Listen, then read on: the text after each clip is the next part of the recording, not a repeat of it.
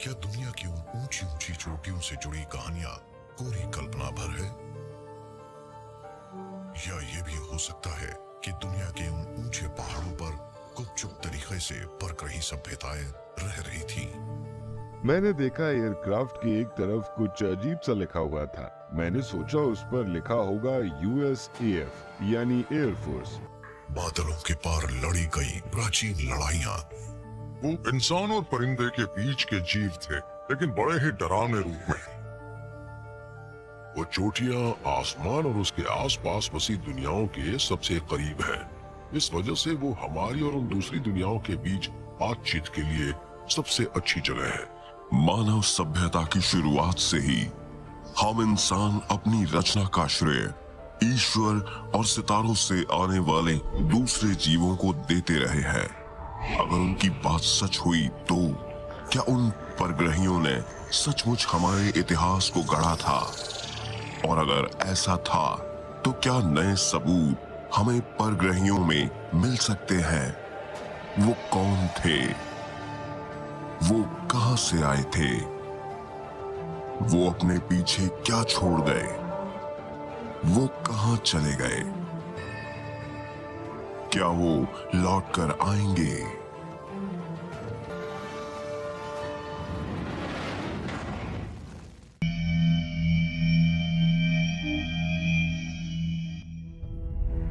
नेपाल 2007। हिमालय पर्वतमाला के एक दूर दराज के इलाके में कुछ रिसर्चर्स कटाव से खराब हो रही एक पहाड़ी पर इस उम्मीद में चढ़ाई कर रहे हैं कि वो पुरातत्व से जुड़े दुनिया की एक सबसे बड़े रहस्य से पर्दा उठा देंगे। वो रहस्य थे मूस्टांग साम्राज्य के पहाड़ों पर बनी गुफाएं। मस्टैंग की ये गुफाएं वाकई चौंकाने वाली हैं, क्योंकि वो बड़ी ही नाजुक और भुरभुरी चट्टानों से बनी हैं, जो बड़ी आसानी से टूट सकती हैं। ऐसे में उन गुफाओं तक जाने के लिए चट्टानों पर चढ़ाई कर पाना बड़ा ही मुश्किल काम है।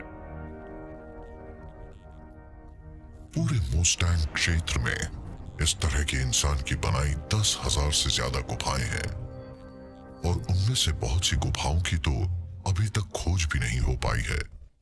चढ़ाई के आधुनिक साधनों की मदद से भी उनके अंदर घुस पाना मुश्किल ही नहीं, नामुमकिन है। उनके अंदर रिसर्चर्स को कला, शिल्प और धार्मिक लेखों के अवशेष मिले, जो कम से कम 14वीं सदी के थे, और कुछ तो उससे भी पहले के। सवाल ये उठता है कि उस प्राचीन सभ्यता ने करीब 50 मीटर ऊंची उस खड़ी चट्टान की दीवार में वो गुफाएं क्यों खोदी और कैसे खोदी, और फिर उन्होंने वहां पर महात्मा बुद्ध की जिंदगी से जुड़े वो चित्र क्यों छोड़े। वो गुफाएं इंसानों की बनाई हुई हैं और उन्हें हाथों से खोदा गया है। ये तो कोई नहीं जानता कि उन गुफाओं को किन लोगों ने खोदा था, क्योंकि उन्हें काफी पहले खोदा गया था।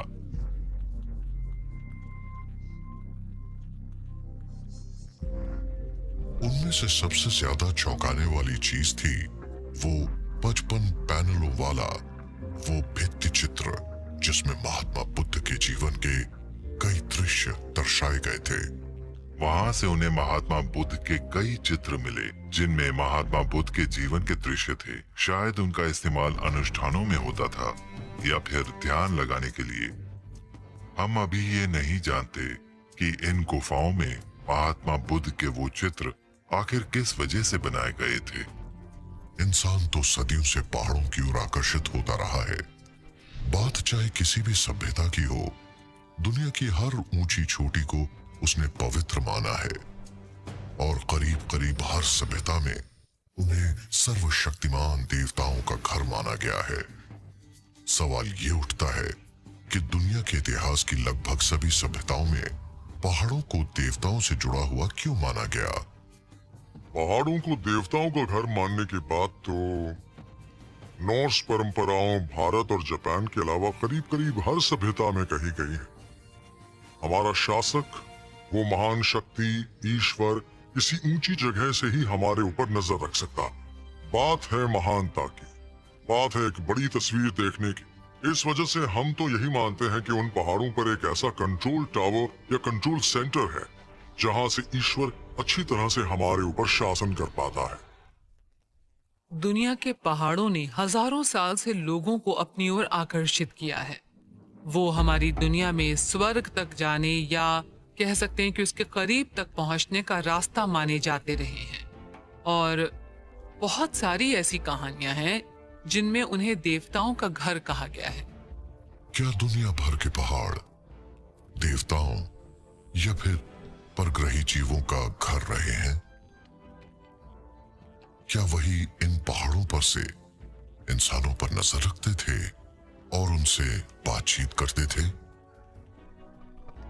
वो चोटियां आसमान और उसके आसपास बसी दुनियाओं के सबसे करीब है। इस वजह से वो हमारी और उन दूसरी दुनियाओं के बीच बातचीत के लिए सबसे अच्छी जगह है। देवता जब आसमान से नीचे आते हैं तब उनका ही इस्तेमाल करते हैं। वो परग्रहियों के आने की जगह है। बहुत से प्राचीन एस्ट्रोनॉट थ्योरिस्ट मानते हैं कि ऐसा होता था और सबूत के तौर पर वो उस पहाड़ की ओर इशारा करते हैं जो प्राचीन दुनिया के शक्तिशाली देवताओं से सबसे ज्यादा जुड़ा हुआ है। हुबेई प्रांत, मध्य चीन। करीब 260 वर्ग किलोमीटर में फैली वुडांग पर्वतमाला काफी लंबे समय से चीन के एक सबसे पुराने मत डाओइज्म के लिए बड़ी ही पवित्र रही है।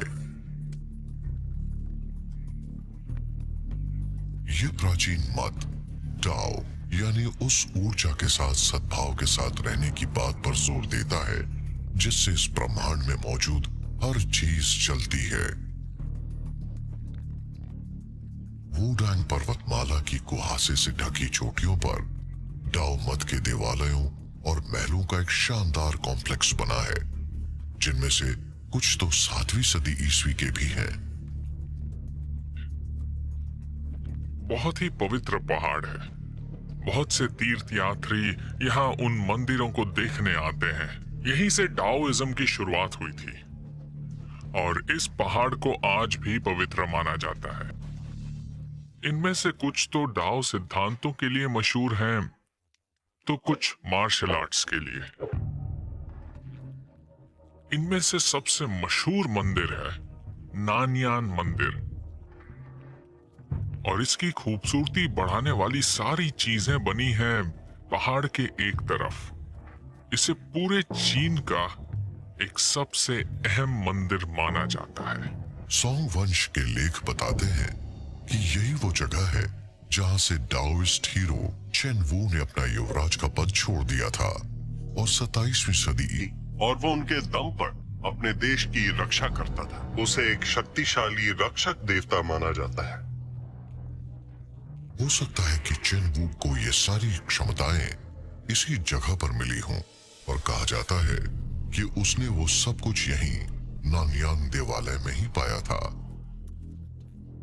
नानयान देवालय की एक सबसे बड़ी खूबी है इसका 2.9 मीटर लंबा वो क्षैतिज स्तंभ जो एक बड़ी गहरी खाई के ऊपर बना हुआ है। उस स्तंभ के एक छोर पर ठीक उस जगह पर धूप अगरबत्ती जलाने के लिए पात्र बना है जहां 2 ड्रैगन्स के सिर मिलते हैं। माना जाता है कि यहीं पर चेन वू को डाओइज्म की पारलौकिक सच्चाइयों की पहली झलक दिखी थी और सच जानने के बाद वो दोनों ड्रैगन्स पर सवार हुआ और आसमान की ओर चल पड़ा। चेन वू आसमान की ओर चल पड़ा। वो अपनी मंजिल की ओर चल पड़ा, श्रेष्ठता की ओर, और खुद ही स्वर्ग का एक हिस्सा बन गया। इससे भी पता लगता है कि देवी देवताओं और पहाड़ों के बीच कितना गहरा रिश्ता था। यही वजह है कि इसे टाओइस्ट परंपरा में एक बड़ा अहम मठ माना जाता है जो बड़ा ही पवित्र भी था और सुंदर भी। मुझे तो चेन वू की कहानी बड़ी दिलचस्प लगती है क्योंकि ये भी इस बात की मिसाल है कि पृथ्वी से जाने के बाद एक और शख्स आसमान में गायब हो गया वो आसमान में एक बार फिर से सितारों के बीच पहुंच गया था। अब ड्रैगन की सवारी का क्या मतलब है? हम आज जिस ड्रैगन की बात करते हैं वो तो कभी थे ही नहीं। वो असल में ऐसी टेक्नोलॉजी थे जिसे हम समझ नहीं पाए, ऐसी मशीनें जो हमारी समझ से परे थी। क्या हम ये नहीं कह सकते कि वो जिस ड्रैगन का इस्तेमाल कर रहे थे वो असल में एक स्पेसशिप था? कहीं ऐसा तो नहीं कि ज़ेनफू वुडैंग पर्वतमाला की उस चोटी का इस्तेमाल एक लॉन्चिंग पैड के तौर पर कर रहा था जहां तक पहुंचना भी मुश्किल था? नीचे से देखने वाले लोगों को तो आसमान में आग उगलता एक ड्रैगन और रोशनी ही दिखती होगी, उससे दहाड़ती हुई आवाज निकलती हो, जिसे उन्होंने ड्रैगन समझ लिया होगा। लोग उसे देखकर इतने हैरान थे कि वो सिर्फ एक मिथक ही नहीं बल्कि एक धर्म भी बन गया और वो आस्था का केंद्र भी बन गया। आज हम जब नैनियन देवालय को देखते हैं तो लगता है कि हमें इस बात के कई सारे ठोस सबूत दिए जा रहे हैं कि शेनवू इस चोटी तक आ सकता था और वो यहीं से स्वर्ग की ओर गया था। ये इस बात का पुख्ता सबूत है कि परग्रहियों और इंसान के बीच संपर्क था और ये देवालय उसी बात का सबूत है। क्या शेनवू भी परग्रही था? क्या वो वुडैंग पर्वतमाला का इस्तेमाल सितारों पर जाने के लिए एक लॉन्चिंग साइट के तौर पर कर रहा था? प्राचीन एस्ट्रोनॉट थ्योरिस्ट मानते हैं कि हाँ, ये सच है, और वो ये भी कहते हैं कि सिर्फ यही एक ऐसा पहाड़ नहीं था जहां पर ग्रही आते जाते थे। Mount Olympus, Greece. करीब 3,500 मीटर ऊंचा ये पहाड़ बाल्कन प्रायद्वीप का दूसरा सबसे ऊंचा पहाड़ है। प्राचीन मिथ के मुताबिक ये उन अमर देवी देवताओं का घर भी था जिन्हें ओलंपियंस कहते हैं। माउंट ओलंपस को प्राचीन यूनानी भी बड़ा पवित्र मानते थे और उसकी तलहटी में बसा डियोन शहर 5वीं सदी ईसा पूर्व में तीर्थ और धार्मिक पूजा अर्चना के लिए एक बहुत बड़ा केंद्र बन गया था। जब भी कहीं माउंट ओलंपस की बात आती है, कहा जाता है कि वहां एक आलीशान महल था और देवालयों की खूबसूरत दीवारें थी जो सोने और चांदी की परतों की वजह से चमकती रहती थी और उन दीवारों पर चमकने वाले रत्न जड़े थे जिनसे हमेशा चमक निकलती रहती थी। माउंट ओलंपस में एक ऐसा रहस्यमय घर भी बना है जहां देवी देवता बड़े आराम से रह सकते हैं और आज भी इसकी चोटी पर बादल जमा हो जाते हैं और माना जाता है कि उसी जगह पर देवताओं का निवास था, उन बादलों के बीच जिसे हम नहीं देख सकते। और ग्रीक तो माउंट ओलंपस के दीवाने थे और मानते थे कि उस पहाड़ पर असली लोग, असली देवता रहते थे। जब भी उन्हें वहां कड़कती बिजली, तूफानी बादल या कुदरत का कहर नजर आता था तो वो समझ जाते थे कि देवता बहुत नाराज हैं। डियोन शहर माउंट ओलंपस की तलहटी में बसा था और उसे एक बहुत ही शक्तिशाली जगह माना जाता था। 4वीं सदी ईसा पूर्व में अलेक्जेंडर द ग्रेट भी एशिया विजय अभियान पर निकलने से पहले डियोन आए थे। इस जगह में कुछ तो खास है, कुछ तो ऐसा है जो इस पहाड़ को इतना अहम बनाता है। ओलंपियंस आसमान में काफी ऊंचाई पर रहने वाले जीव थे जो धरती पर उतरे थे और उन्होंने माउंट ओलंपस पर अपना ठिकाना बनाया था। वो इंसानों से बातचीत करते थे और प्राचीन लोग मानते थे कि वो सचमुच के जीव थे। कई साल तक इतिहासकार भी मानते रहे कि ग्रीक कहानियां कोरी कल्पना भर हैं, मगर तभी 1870 में जर्मनी के आर्कियोलॉजिस्ट हाइनरिक श्लाइमन ने ट्रॉय की खोज की। हमने डेल्फाई के ओरेकल की कहानी भी सुनी है जिसमें अपोलो देवता ओरेकल के जरिए बात करते हैं। आर्कियोलॉजिस्ट्स को अब वो जगह मिल गई है जहां पर डेल्फाई का ओरेकल था। उस लिहाज से तो अब ये मानना पड़ेगा कि कुछ ग्रीक कहानियां सही हैं, तो क्या ओलंपियंस की कहानियां भी सच्ची हैं? तो क्या प्राचीन यूनान से जुड़ी कहानियां सच्ची हैं? क्या माउंट ओलंपस सचमुच पृथ्वी पर रहने वाले देवताओं का घर था? और अगर था तो क्या वो शक्तिशाली देवी देवता सचमुच परग्रही थे, जैसा कि कुछ प्राचीन एस्ट्रोनॉट थ्योरिस्ट मानते हैं? हो सकता है कि वो परग्रही हो और इंसानों को प्रभावित करने के लिए पृथ्वी पर आए हों। 8वीं सदी ईसा पूर्व के यूनानी कवि हेसियड के मुताबिक ओलंपियंस असल में टाइटन्स के बच्चे थे। वो भी देवी देवताओं की ही एक पीढ़ी थी जो पड़ोस के माउंट ओथेरिस पर रहते थे। टाइटन्स के दमन से परेशान होकर ओलंपियंस ने उनके खिलाफ बगावत कर दी थी और माउंट ओलंपस को अपना ठिकाना बना लिया था। सेना का संचालन पहाड़ की चोटी से किया जाता था और जंग लड़ी जा रही थी दोनों पहाड़ों के बीच के मैदान में, और वो जंग बस चलती ही गई। आखिरकार ओलंपियंस जीते और उन्होंने टाइटन्स को बंदी बना लिया। लेकिन अगर आज के लिहाज से देखें तो क्या ये नहीं हो सकता कि माउंट ओलंपस और माउंट ऑर्थरस असल में सैनिक ठिकाने थे जहां से ओलंपियंस और टाइटन्स अपनी अपनी सेनाओं की कमान संभाल रहे थे? मतलब ये है कि मैं पहाड़ों पर बने उस सैनिक ठिकाने की बात कर रहा हूं जो काम कर रहा था, और वहीं से एलियंस के खिलाफ जंग लड़ी गई थी।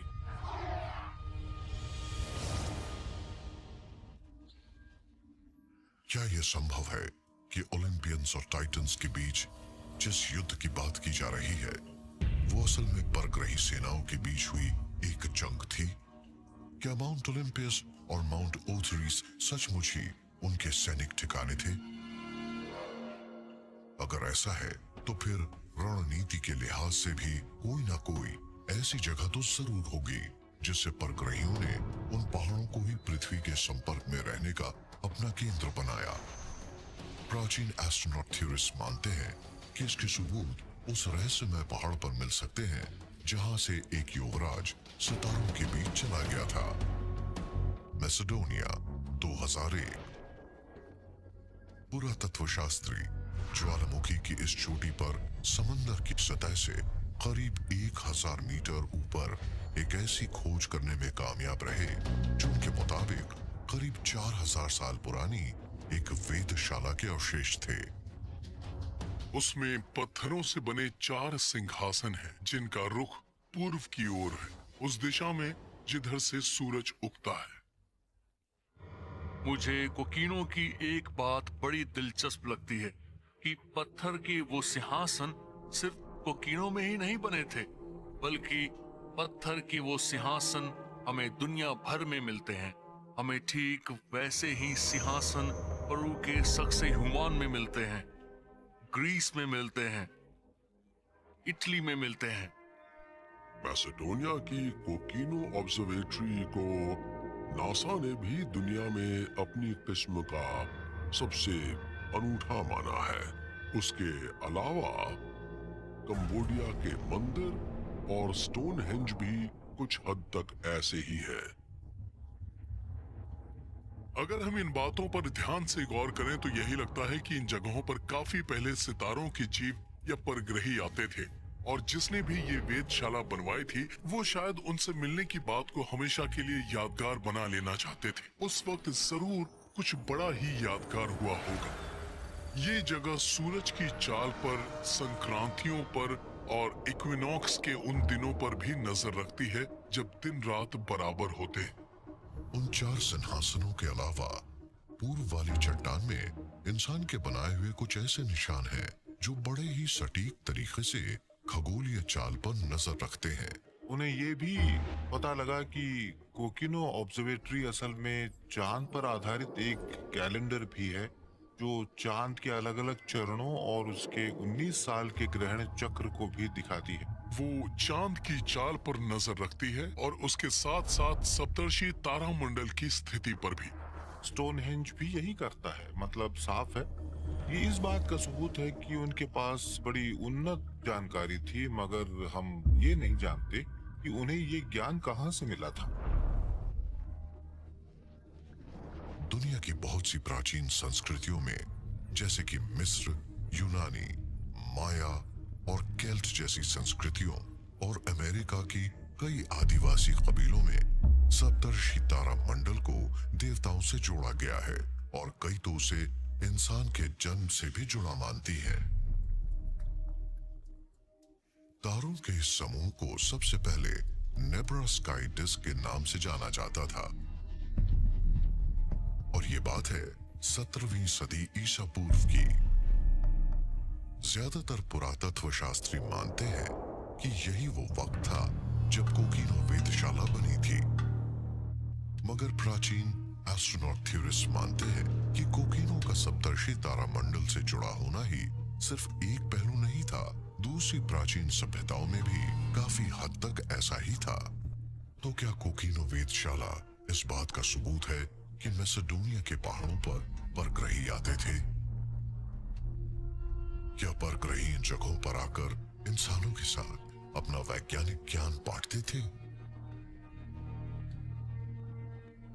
प्राचीन एस्ट्रोनॉट थ्योरिस्ट मानते हैं कि यह बात सही है और सबूत के तौर पर उन सभ्यताओं की ओर इशारा करते हैं जो मानती हैं कि परग्रही आज भी इन पहाड़ों पर आते हैं। Rendlesham forest.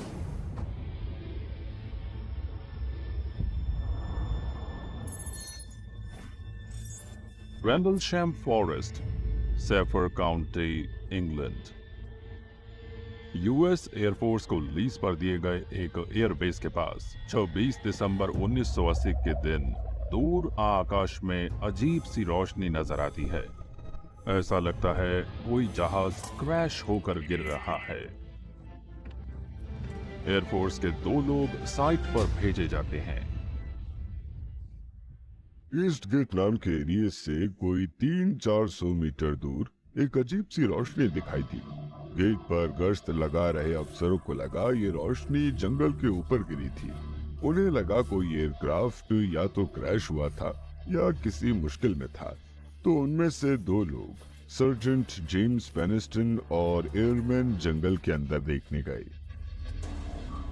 जब वो उस जगह पर पहुंचे तो उन्हें जमीन पर एक तिकोना विमान दिखाई दिया जिसका बेस कोई 3 मीटर चौड़ा था। मैंने देखा एयरक्राफ्ट की एक तरफ कुछ अजीब सा लिखा हुआ था। मैंने सोचा उस पर लिखा होगा USAF यानी एयरफोर्स। वहाँ कुछ संकेत बने हुए थे, तस्वीरों वाले संकेत जो मेरी समझ से बाहर थे। मैंने उस एयरक्राफ्ट को हाथ से छूकर देखा, वो काफी नर्म था। हमें लगा शायद उसके अंदर करंट दौड़ रहा है जो जमीन पर जोर जोर से उछल रहा है। हमें लगा जैसे वो हमें अपनी ओर खींच रहा था। वो वहाँ करीब 45 मिनट तक रहा और फिर अचानक ऊपर उठने लगा और फिर वो अचानक हमारी आंखों के सामने से ओझल हो गया। उस रात यूएस एयरफोर्स के कर्नल चार्ल्स होल्ट अपनी एक सर्च टीम लेकर क्राफ्ट के उतरने वाली जगह पर गए। वहां जाकर उन्हें पता लगा कि पेनिस्टन और बरोज की बताई जगह पर रेडियो एक्टिविटी काफी ज्यादा थी और जमीन पर एयरक्राफ्ट के उतरने से 3 गड्ढे भी बने थे।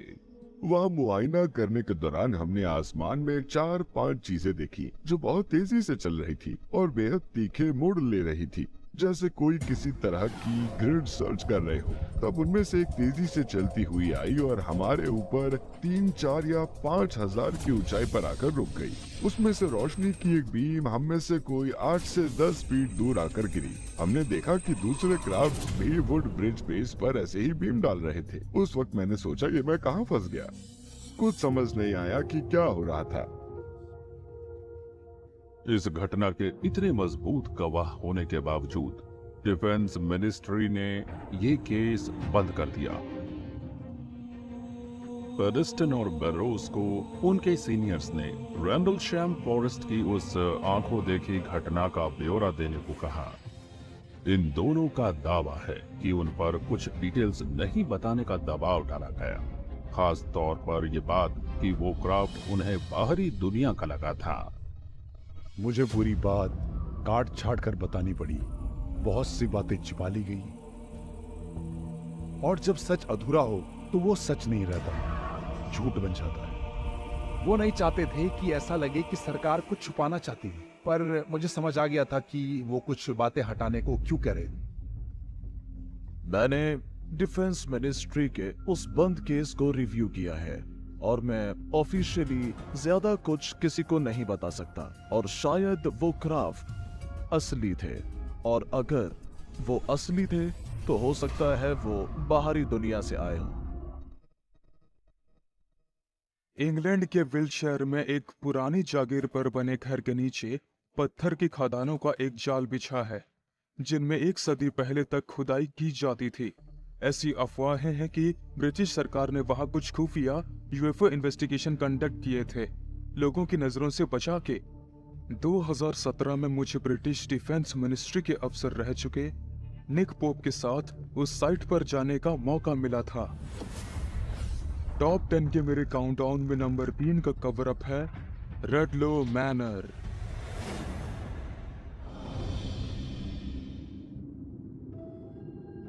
इंग्लैंड के दक्षिण पूर्व में मौजूद विल्टशर काउंटी में बना है रेडलो मैनर।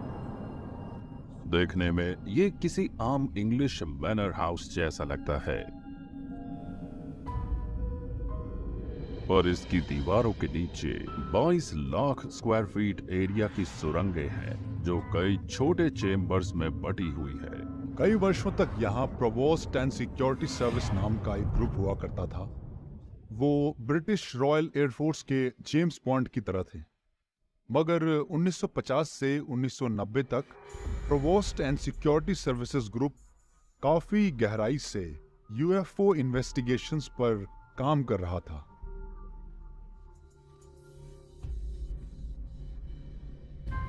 साल 2007 में डिफेंस मिनिस्ट्री ने बताया कि सेना रेडलो मैनर को अब इस्तेमाल नहीं कर रही है। अगर ये सच है तो क्यों इसे आज भी हर तरफ जंजीरों से घेरा हुआ है, और क्यों यहाँ सिक्योरिटी कैमरे और सुरक्षा के लिए कुत्ते मौजूद हैं?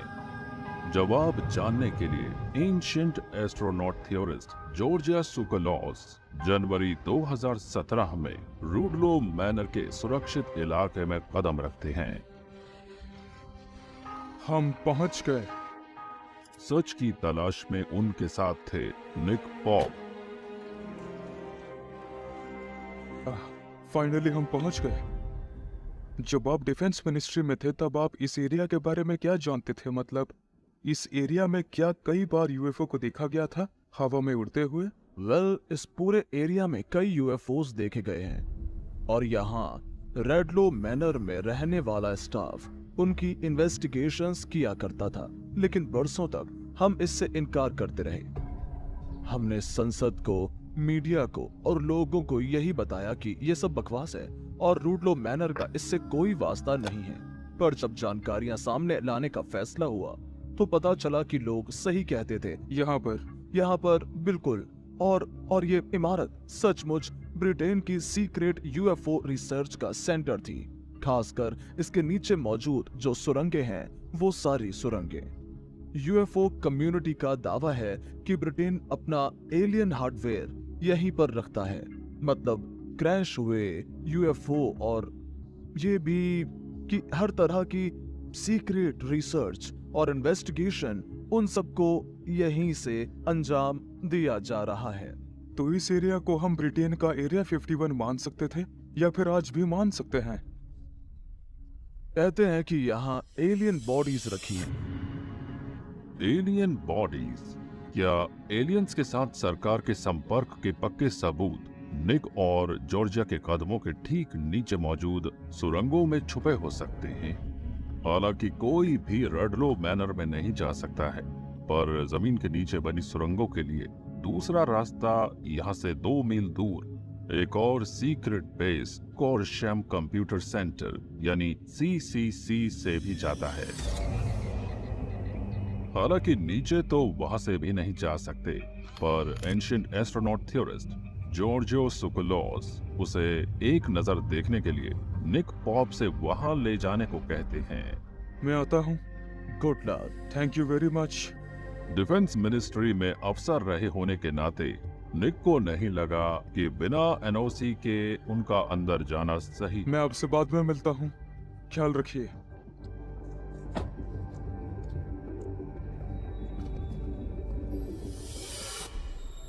तो इस वक्त हम यहाँ पर हैं, CCC पर।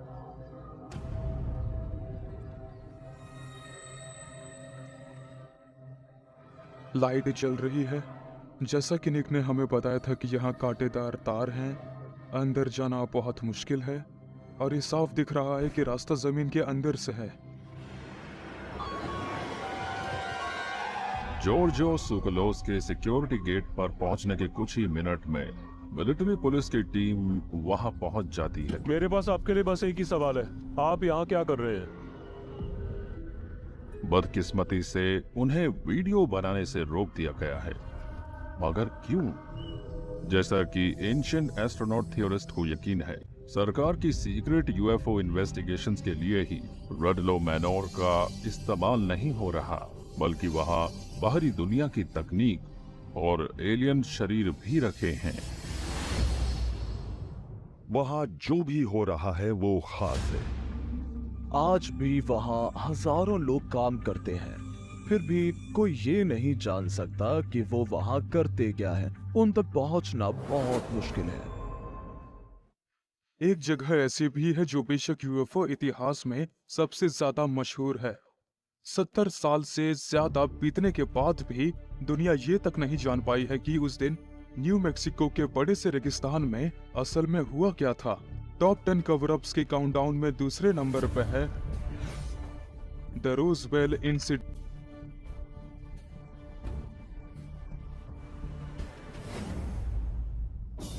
साल 1947 के जुलाई महीने में न्यू मैक्सिको के रोजवेल कस्बे के बाहर रेगिस्तान में एक यूएफओ धरती से टकराया था।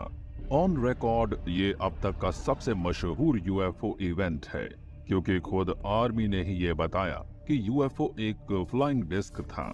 8 और 9 जुलाई को अखबार की हेडलाइन थी, रोजवेल के नजदीक एक फ्लाइंग डिस्क आर्मी के हाथ लगी। अखबार को ये खबर कैसे मिली? वॉल्टर हाउट, वो उन दिनों रोजवेल में पब्लिक इंफॉर्मेशन ऑफिसर थे, उन्होंने ही अखबार को ये खबर दी। लेकिन आर्मी ने जल्द ही इस खबर को गलत बता दिया। कुछ ही दिन बाद रोजवेल में गिरे यूएफओ को धरती की चीज बता दिया गया। सरकार ने दावा किया कि वो यूएफओ नहीं बल्कि मौसम जानने वाला गुब्बारा था। रोजवेल आर्मी एयरफील्ड पर तैनात चीफ इंटेलिजेंस ऑफिसर मेजर जेसी मार्सेल क्रैश साइट से मिले मलबे को लेकर टेक्सास के फोर्ट वर्थ गए, जहां वो एयरफोर्स के ब्रिगेडियर जनरल रॉजर रैमी के साथ मीडिया से बात करने वाले थे। वो किसी कबाड़ी से कोई चीज उठा लाएं और उसी को ले जाकर मीडिया के सामने पेश कर दें कि देखो ये मिला है। जनरल रैमी ने ऐसा ही किया और मीडिया वाले ये देखकर अपनी जगह से उठे और वापस चले गए।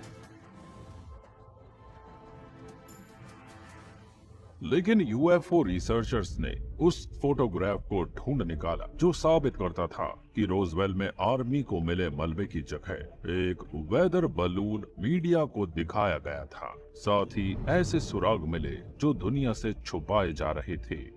इतना सब कुछ हो जाने के बाद जनरल रॉजर रैमी ने जब जेसी मार्शल के साथ जो तस्वीरें खिंचवाई, उनमें वो हाथ में कागज पकड़े साफ नजर आ रहे हैं।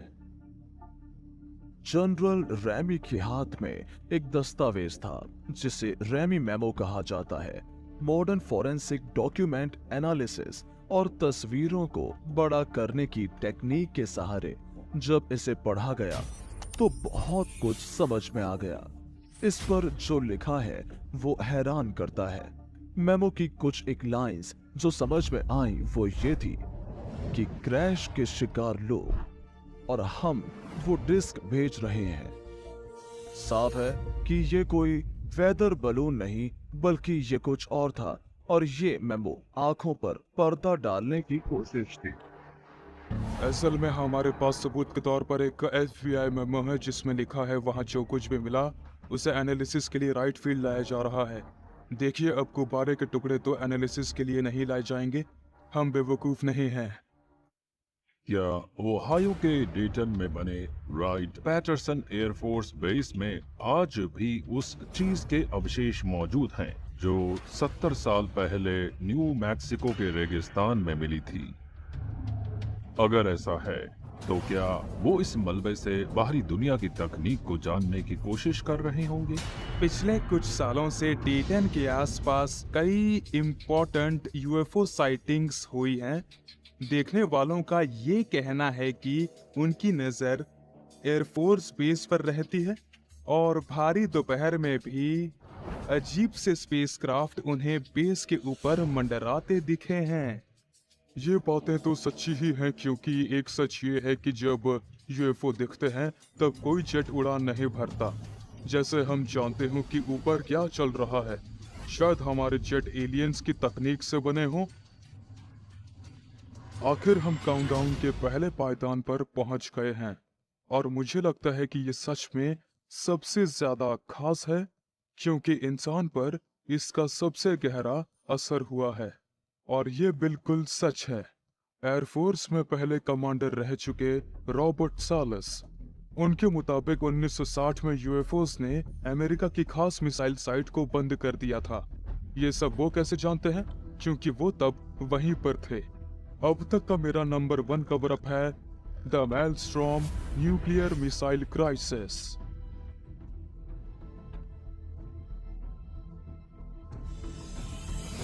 मोंटाना में मौजूद मॉमस्टॉर्म एयरफोर्स बेस, तारीख 16 मार्च 1967। सूरज उगने से थोड़ा पहले इस बेस के न्यूक्लियर मिसाइल हिस्से के पास मौजूद दरबानों और कारीगरों को आकाश में आगे पीछे झूलती अजीब सी रोशनी दिखाई देती है। रोशनी इतनी तेज है कि जमीन पर खड़े लोग नहीं जान पाते कि ये क्या है। पर जब इनमें से एक रोशनी बेस की दीवार के बाहर आकर रुकती है तो एक दरबान अपने सीनियर को यूएफओ दिखने की जानकारी देता है। वहां रखी एक मिसाइल अचानक ऑफलाइन हो गई, फिर दूसरी, फिर तीसरी, और कुछ ही देर में मिसाइलों का पूरा जखीरा ही रहस्यमयी तरीके से डीएक्टिवेट हो गया। ये बहुत परेशान करने वाली बात है, क्योंकि अगर किसी दिन यूएफओज हमारे दुश्मन बन जाते हैं तो हमारे सारे न्यूक्लियर हथियार मिट्टी बन जाएंगे, किसी काम के नहीं रहेंगे। जून 2019 में जॉर्जियो सुकलोस ने एक ऐसे इंसान से मुलाकात की जो उस ऐतिहासिक यूएफओ इवेंट की रात मॉमस्ट्रॉम बेस पर ही तैनात थे। ये थे retired air force missile launch officer Robert Salas. हालांकि कोल्ड वॉर खत्म होने पर मॉमस्ट्रॉम बेस बंद कर दिया गया था, पर मॉमस्ट्रॉम जैसे ही साउथ डेकोटा में बनी मिनिटमैन मिसाइल फैसिलिटी जनता के लिए खुली है। आइए अंदर चलते हैं। Thank you very much.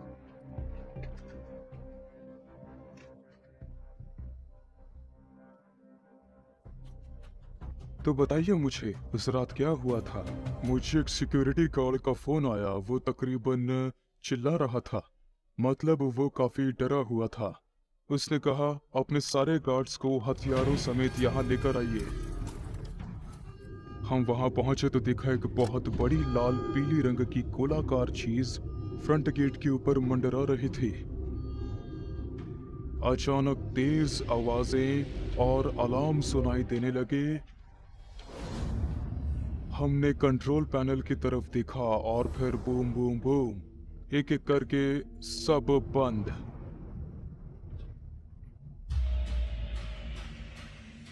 ये बेहद चौंकाने और डराने वाली बात रही होगी कि कोई बेहतर तकनीक के सहारे हमारी खतरनाक मिसाइल्स को भी बेकार कर सकता है।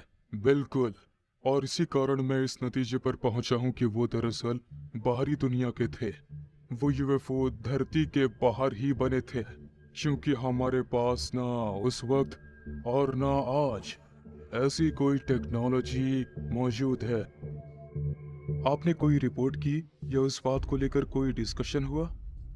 हमें स्क्वाड्रन कमांडर ने अपने ऑफिस में बुलाया और तब उसके साथ खड़ा एक आदमी हमें कागज थमाकर बोला, इस पर साइन करो। मैंने पूछा कि ये क्या है, तो वो बोला कि इस इंसिडेंट के बारे में नॉन डिस्क्लोजर स्टेटमेंट है। आप में से कोई भी इस बारे में कभी बात नहीं करेगा। तो आपको ऑर्डर दिया गया था, वो ऑर्डर ही था, हमने साइन कर दिए। और फिर इस बारे में मैंने 27 साल तक कभी किसी को कुछ नहीं बताया और इसे एक राज ही रखा। मिसाइल ऑफ कैसे हुई, इस पर किसी मिलिट्री ऑफिसर ने कभी कोई सफाई नहीं दी। क्या ये सब एलियंस ने किया था? एंशिएंट एस्ट्रोनॉट थ्योरिस्ट तो यही मानते हैं। वो कहते हैं कि हमें पूरा सच शायद कभी पता न चले, क्योंकि 50 साल से यूएस मिलिट्री इसे छुपाती आई है। और इसी के साथ मेरी all time top 10 greatest extra terrestrials cover ups की लिस्ट खत्म होती है। पर सवाल अब भी वही है कि हमें आखिर अंधेरे में क्यों रखा जाता है? क्या उन्हें लगता है कि इसमें हमारा कोई फायदा है, या फिर कोई और वजह है जिसकी वजह से वो हमें नहीं बताते? जहाँ तक मैं सोचता हूँ, हम इंसानों को सबूतों की तलाश जारी रखनी चाहिए और सच जानने की मांग करनी चाहिए। सब कुछ साफ साफ जानने का यही एकमात्र तरीका है। मुझे तो सच जानना है, और आपको?